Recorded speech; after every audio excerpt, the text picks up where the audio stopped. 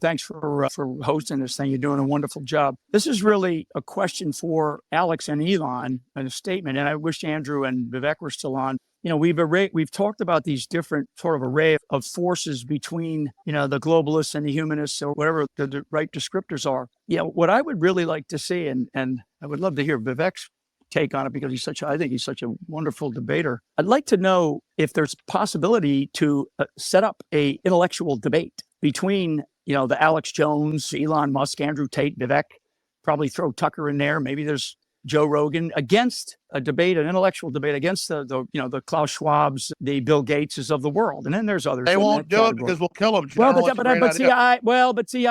I disagree. I mean, this is how we fight today, right? We are fighting in an information domain. Andrew, I wish he was still on, because I'd love to hear his take, because Andrew starts to imply, and there's a lot of people that imply this, we're going to move to something that we don't want to, a place that we don't want to be, because of this.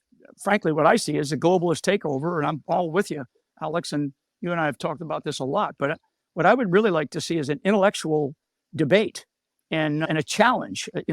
Otherwise, because 2024 is going to be, for the United States, is going to be a historically consequential moment in history. And I would prefer that extraordinary session that I've been listening to for the last couple of hours here. And I would really like to hear, at least Alex, because you're on, and I think Elon's. What do you think about setting up some type of intellectual debate, or at least array on X?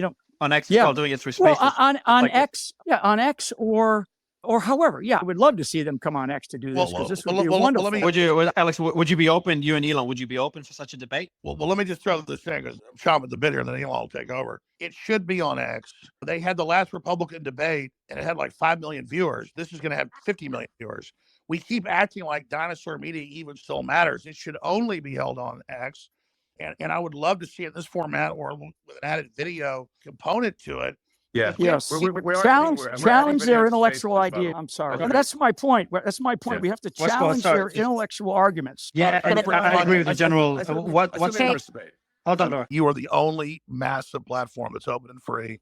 People are hungry. It's exploding. This is the example for the world. And we're trying to stop war. We're trying to create a pro-human future. This is what this is really all about. I've been very honored. Alex, before you're honored, just to give you an idea of how Spaces works, and just in the last couple of hours, that was meant to be an interview with you. Then Elon jumped on, Andrew Tate, his brother. We just had Vivek jump on, and Matt Gaetz just jumped on as well. Loved it. And that's one thing with Space, you just never know who could come up. Matt, how are you? I'm great. I'm enjoying hearing Elon's perspective on adding value to all of our followerships and allowing us to engage. Your thoughts on Alex Jones being back on the platform? I think it's great. Alex has been someone who's provoked a lot of critical thinking from policymakers and broad audiences. Of course, there are things that I'm going to say that would offend people, things that Alex would say that would offend people, but I think they'll just have to be offended. I think it enriches the discussion to have Alex back. Yeah, I've got a few questions. My first question is, we've seen extremely positive steps in terms of the return of Alex Jones. We've seen the return of Andrew Tate. We've seen the return of President Trump. And so X is definitely moving towards a free speech platform. My question is, when will we be able to get to a situation where it's completely free speech and it's just based solely on following the legal laws of the country? I know it's a process and it takes time, but how far do we envision this happening? How far in the future? Well, I think we've made dramatic progress over the past year. It's only been a year since the acquisition closed, and it's been quite difficult we had to not just keep the wheels on the bus, but upgrade the bus while it's going down the highway. Well, Elon's cut out. Thomas Jefferson said, "We will not be transported to the state of liberty on a feather bed." Is Elon back? No, I think he might have gotten a call. No, you're back. Okay, sorry. Yeah, just saying it's been quite difficult to keep the wheels on the bus and upgrade the bus while barreling down the highway at 100 miles an hour. So that's kind of where but I think we've made tremendous progress in a year, and I think that progress is accelerating. Sure, who said who made them the boss? Do people even know that they're doing this? I'm not okay with some organization that I didn't vote for controlling my destiny or that of other people. So, and I don't know if they're necessarily fully controlling, but they certainly are influencing things. And, and it's, I just don't, I think an unelected world government is not a good idea. Well, Elon Musk breaks the internet. On that point, CJ, I'll go to you right after for a question, then Suleiman. But on that point, how much control, you kind of change it, whether control or influence? Because on one side, you've got people that say, they control the world. Every decision is kind of influenced or, they They're make that trying decision behind to the control the scenes. world. On the other side, there's the people making the argument that they're trying to do the right thing and things are being taken out of proportion. It's full of conspiracy. Where do you think on that spectrum, in your opinion, we stand? Well, I mean, the original premise of the World Economic Forum was to have some kind of forum where there would be interaction between government leaders and commercial leaders, sort of heads of corporations and governments, and that there would be some forum for them to talk. And like that original premise, I think, is not a bad one, because right now you've got the UN, but that's just government to government, and you've got a bunch of sort of individual situations where commercial leaders will meet with government people one-on-one. But there's the sort of the good part of the World Economic Forum is it's probably good to have some dialogue between commercial leaders and government leaders internationally. In Kharkiv, Ukraine yesterday. I'm curious if that imprisonment of an American for speaking his mind on YouTube and X has caused you to consider further support for Ukraine, albeit through Starlink or other means, and also unrelated to that. Yeah, I mean, I generally think, look, I understand that if an American citizen is in another country and violates that country's laws or what those countries' laws, even if their actions would not violate the laws in the United States, that person would then be put in prison. But in the case of Ukraine, the United States is providing a vast amount of aid to Ukraine, and the United States government has an obligation to protect its citizens. And so I think even if one disagrees with what, that, I guess, YouTuber or journalist, depending on your perspective, what they posted, I feel uncomfortable sending massive aid to Ukraine if they're putting American citizens in jail for doing videos on YouTube. That's not cool. And it's like, and you could say like, okay, well, yeah, but Ukraine has the sovereignty in their country. It's like, yeah, but they don't have a right to our money as well. So it's like they don't have a right to our money and support and to imprison and mistreat American citizens. Well, that's right. Look, I'm a dog in the fight. Russia, Ukraine. It's an old ancient fight between the two countries that's been going on for 1,000 years. It's a Slavic civil war. But Ukraine is arresting the Orthodox Church. Ukraine, even the mayor of Kiev has said Zelensky's becoming a dictator. So all I'm saying is this black hole we're feeding hundreds of billions into, we should at least be able to debate it. And if an American journalist is critical, he doesn't deserve to be put in a gulag. That is very dangerous. I agree, Elon. As for Starlink for Gaza, yeah, and on the Starlink for Gaza front, I mean, obviously that place is currently a war front next level.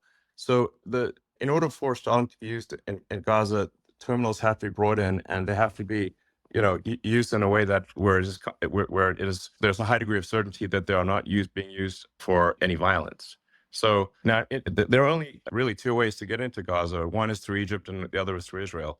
So if there was a situation where, say, Egypt was willing to let Starlink terminal in, and that we could have very high certainty that the terminal would not be used for any kind of military purposes or for violence, then we would support that. Egypt has not stepped forward, to the best of my knowledge, in that regard. Please ask Elon questions. Well, Alex, my first question for you is, I'm curious if you'd be willing to answer 3 questions about the Sandy Hook parents. Well, I mean, you now have your freedom of speech and you're here. So I think a lot of people are wondering what theory or evidence led you to believe that was a fake, staged situation. He's already answered these questions. No, I he already think answered this like minutes ago. Let me answer this. Everything I say is reserved. I believe it happened, and I'm sorry, and I apologize, and I'm done. And so what did you get wrong about that situation? Like what led you? And so what did you get wrong there? I respect Elon. I answered this question. I said it's probably the last time I'll ever talk about it.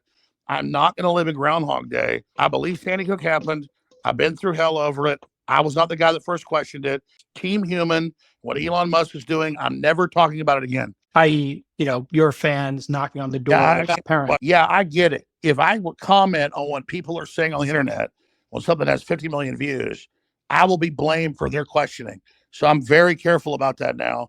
I didn't realize I had 30 million viewers a day back then because I wasn't looking at the analytics. So I'm not talking about it. At Real Alex Jones, people should follow it there and hear what I actually say. And I don't talk about the school shooting. That is not who I am.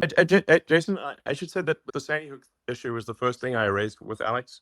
He did answer it at length at the beginning of this Spaces conversation. All right, I think the issue, Elon, candidly. I'm not commenting whether I agree or disagree with his answer, but it was the very first thing that I asked when I got on this Spaces. conversation, just as it was the first thing that you asked. And so that was the first thing I asked about. And no matter how Just, many you know, I answer it, it's never good enough because I'm that guy. I'm not what they said. I covered the internet questioning it. I've already said I'm sorry over 500 times, 3 or 4 times today, but it's always the same question. I'm not that guy. I won't even say the name of it. I think people actually will eventually get tired of you answering the question. And for someone who started out, who's listened to the whole spaces, they probably are actually tired of you answering the question, to be frank. I certainly am. Patrick, you there? I am. Can you hear me? We can, yes. Fantastic. I don't have any questions. I just have a comment to make. The biggest thing is, and I heard Jason's question, and I know Alex answered it at the beginning with Elon, opening it up with him. I had Alex on. Do you want to grow civilization, or do you want to decline and collapse? Because, you know, steady state is not stable. So, and I say we grow, and I say we expand, and we have more humans, and we become a multi-planet species in a spacefaring civilization, and ultimately be out there among the stars. And I think that is the exciting, inspiring thing for the future, not a declining human civilization that dwindles to nothingness and where humanity dies with a whimper. And that's the bottom line. I think it is the battle of people who believe in humans and humanity and want it to expand against people who are so selfishly going through the earth and so selfishly oriented that they don't care about expanding civilization. They just want to control the humans that are currently here. And Andrew, I totally agree with you. I totally agree. Let me throw this caveat on it because I've read the writings of Bill Gates and Klaus Schwab and the Club of Rome. They know we could easily expand. There's plenty of room, hundreds of billions of known galaxies. They know that this is just a seed that's going to not just grow into one giant oak, but an entire forest, an entire universe. And so they want to shut everybody else down because they can't deal with competition. Elon Musk that come out of the general public. They want a global tyranny so they can direct it and control it, so that they direct the expansion. And we can't let that happen because they literally talk about it. Agenda 20, the official UN plan, a 90% world population. So we need to go with the Elon Musk plan. And that's why I tell people that get upset, they go, Elon Musk is involved in every advancing technology. The globalists are pushing that too. Well, technology is like a gun. It's whose hand it's in. And so we need the gun in the people's hands, the gun of expansion, instead of in the globalist hands. And so just because Elon Musk is on the cutting edge of every technology, don't fear the technology like some troglodyte. Fear us not being in control of it. And Elon is saying we need it to be an expansionary human explosion of competition and freedom, not some new dark age with a tiny breakaway civilization that's only working for itself. Sorry, I'm ranting. No, but you're completely right, because if Elon doesn't push these boundaries, they will push these boundaries. And once they have the sole control and the monopoly over such technologies, it's over for all of us. And I don't think most people understand. It simply is the humanistic view against the death cult view. And there's people in the world who have no interest in growing humanity, no interest in advancing the species as a whole. Their interest is in power and control, and all they want to do is have absolute power over the people that currently exist. And you can talk about all the perverse reasons they want to do those exact things, but it's truly scary. And all the people at home who don't really understand the gravity of this fight, they seem to think it's right wing, left wing. Yes, exactly. I'm thinking about it the wrong way. Sorry, I just got a little X here. You're totally exactly. This right, left is the wrong way to think about it. It's the sort of the extinctionists versus the pro-humans.